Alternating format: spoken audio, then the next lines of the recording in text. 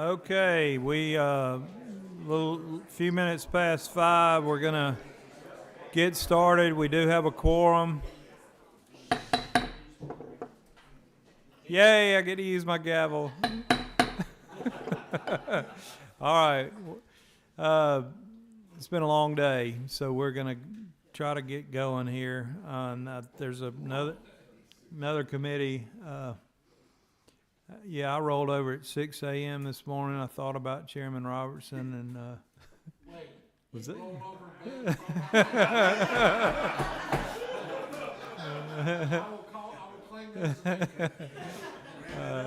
Yeah, it's really it's going downhill, man. So we do have a quorum. I will call the Senate Insurance and Labor Committee to order. You have before you, committee members, the agenda, which is House Bill 94 and House Bill 196.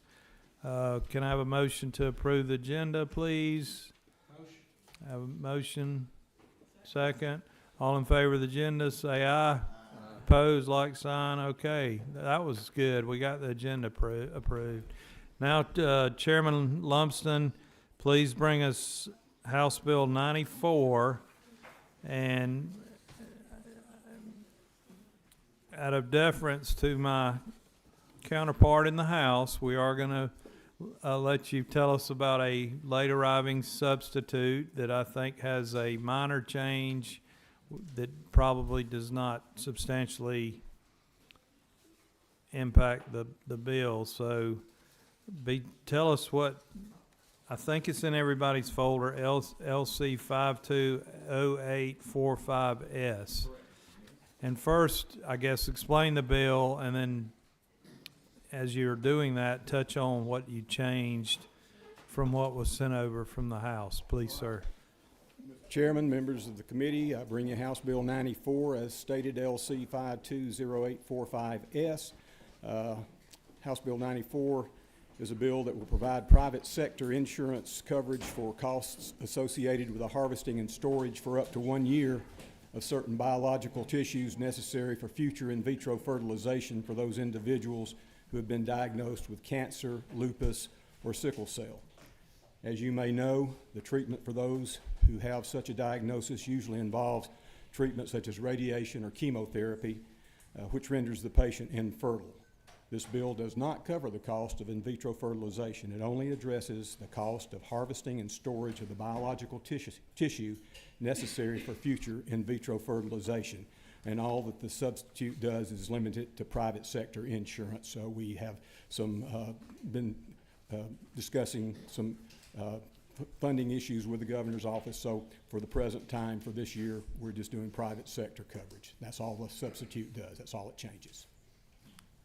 So the state health benefit plan will not be impacted. State health benefit, Medicaid, so none of those are affected by this. This is just the private sector that we're dealing with at this time. And that's all the substitute does. So there's no fiscal impact to the state? That is correct. Okay. All right. Questions for the author? Senator Harvin? Yes, sir. Question: tissue we're calling tissue. We're talking about the eggs, is what I'm assuming. Eggs, sperm, any of the biological genetic material that is necessary for the actual conduct of an in vitro fertilization. And it will be at the end of 1 year destroyed. Is that my understanding? It is the only requirement for the payment is for the storage of that biological material for up to 1 year. After that, the individual has the option, of course, to continue to preserve that based on whatever their particular situation is. So for a future in vitro fertilization. But all this does is pays for the coverage for up to storage of that biologic material for up to 1 year. And this is not for state health care plans, but private insurer. At the present time, we're just doing private insurers because of some of the funding issues that we were dealing with, so we are just limiting it to the private sector at this time. Could I ask how this was brought about? I'm assuming there's a story behind this particular bill being brought forward. Yes, folks from over at Emory that are dealing with this, they're the ones that brought the issue to me over a year ago, and we've been in constant contact with them. I do have the lobbyist that represents them here, if you would like to hear from him, but it doesn't change anything. That's what the bill does, and the Okay. backstory of that. I think it's a relatively small universe of people that you're actually going to be dealing with, are going to be affected by this. You're talking about people in their childbearing years who receive such a diagnosis.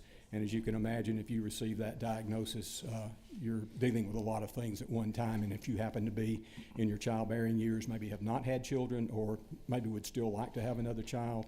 So once you deal with this, just knowing that you have the option to maybe continue to either have a family or to enlarge your family, this is a highly personal decision, but I think it's an option that I think most people would say is reasonable to give to someone.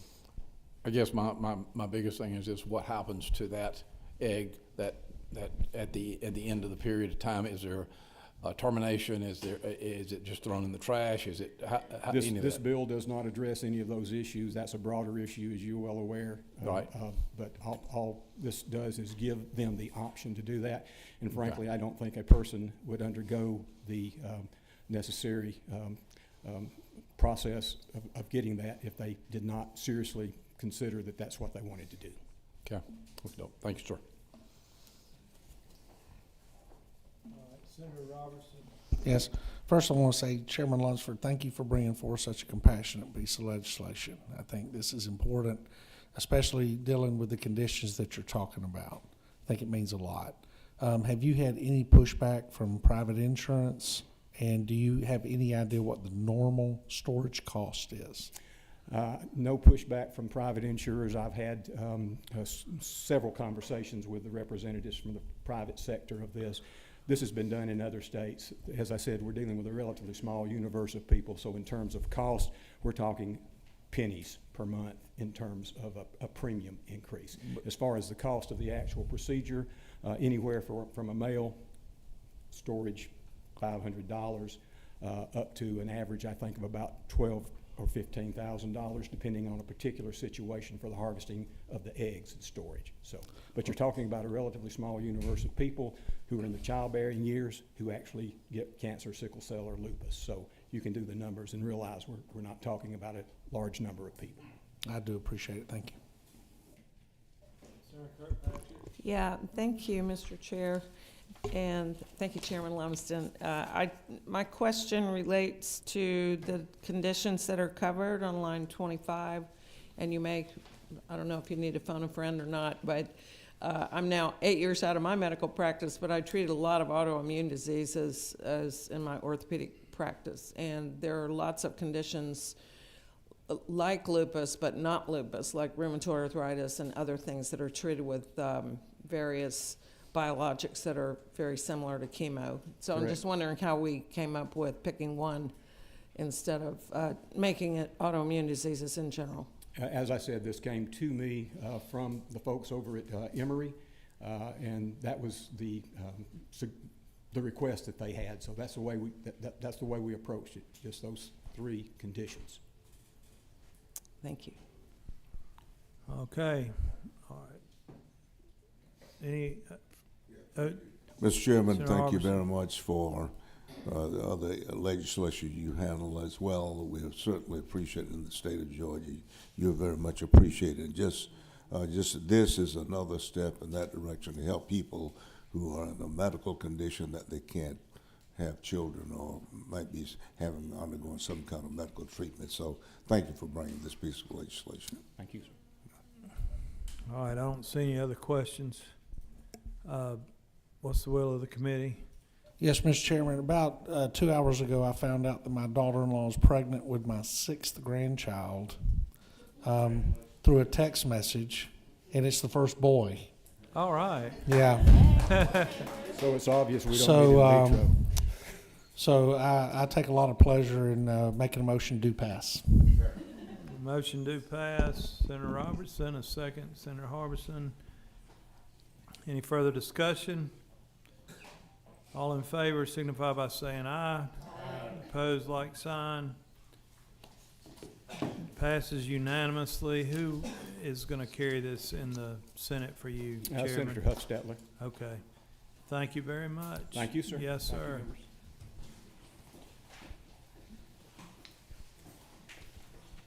All right, next up, Representative Kelly. House Bill 196. And I hope you're wanting to present LC 570274S. That's the one we got, Mr. Chairman. Okay. This- The floor is yours. Thank you for allowing me to be back here with you. I enjoy getting to see you hammer that gavel. If they happen to ever make me a chairman in the House again at some point, I may get me one of those, but I'm not putting one on order quite yet. Well, you're on the right track. Just keep doing what you're doing. You may go get there one day, maybe. I'm trying. Thank you, Mr. Chairman. Working on the LC 570274S, a bill to help our independent pharmacies. We've heard for the last several years, our Capitol, both chambers have worked hand in hand to try and address a serious issue that's impacting frontline healthcare in our state, and that's manipulation of pricing by our PBMs. And this is a measured approach, which first tries to tackle the issue by our state health benefit plan by creating a floor of a dispensing rate and a ceiling of a dispensing rate based on NADAC pricing. And we think that's important for two reasons. One, it's going to provide some certainty and end the games that are being played by our PBMs. And second, it's going to result in savings to our state by driving down the cost of some of these specialty drugs. That's what the bill does, Mr. Chairman. I know we had some good debate last week when I was here, but I'll be glad to answer your questions now. All right, Representative, you, in a previous iteration, there was a cause of action in the bill. That's no longer there. It's gone. That was changed before it came over from the House. So the Commissioner of Insurance will enforce this revision. Representative, is your intent to stand down on the cause of action provision, or is that anywhere else in legislation coming over, or? Senator, if this goes through this committee today and clears the floor like this, I'm ready to do and agree when it gets back to the House. Okay. Any questions? Senator Robertson? Representative Kelly, I appreciate your legislation. Now, I notice you have PBMs in here. Now, independent pharmacies, they use a different group to go out and shop for their drug prices, right? It's not a PBM, but it's an association that basically is paid to do the same thing that PBMs do. Is that correct? Well, for our independents, for our state, under our state health benefit plan, they still fall under the PBM that our state has chosen to administer the state health benefit plan. So they're locked in under the RFP? Yes, sir. Okay, thank you. And we are giving the insurance commissioner oversight, but DCH still has oversight as well of the state health benefit plan, and we've been working with them constantly throughout this process. And there is a fiscal note in your file for this. So there's an initial cost to set this up, but then it will be some savings, anticipated savings in it too. So speak to that real quick. Yes, sir, Mr. Chairman, thank you. You know, when we talked about the ceiling, we've talked about setting the NADAC pricing plus this dispensing fee, and that's important because we've seen in some of these specialty drugs, we've seen the PBM take the NADAC pricing, the national acquisition, national average drug acquisition cost, and they are marking up that NADAC pricing 1,000%, driving up healthcare prices for our state health benefit plan. So by capping that creates cost savings to our plan. And this is one of the frustrating things. They said to change a little bit of how they're doing this compensation, they need about $16 million in administrative fees.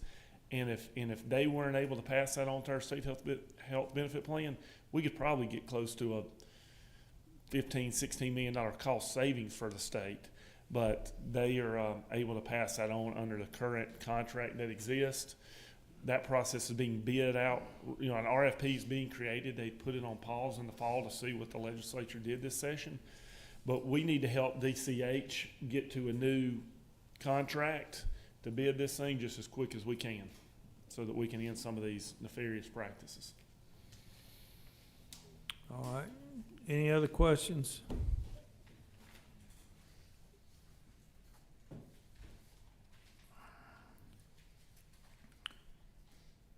All right, what is the will of the committee? Got a motion to pass, Senator Hodges, second, Senator Harbin. Any further discussion? All right, what's the will of the committee? All those in favor vote aye. Signify by saying aye. Those opposed, like sign. All right, your bill passes. Who's gonna carry this in the Senate? Chairman Brass. There's no, are we covering THC in this, or?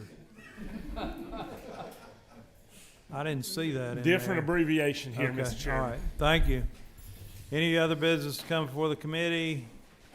Those of you that are serving on the subcommittee with Chairman Harbin, the meeting is at 6. So,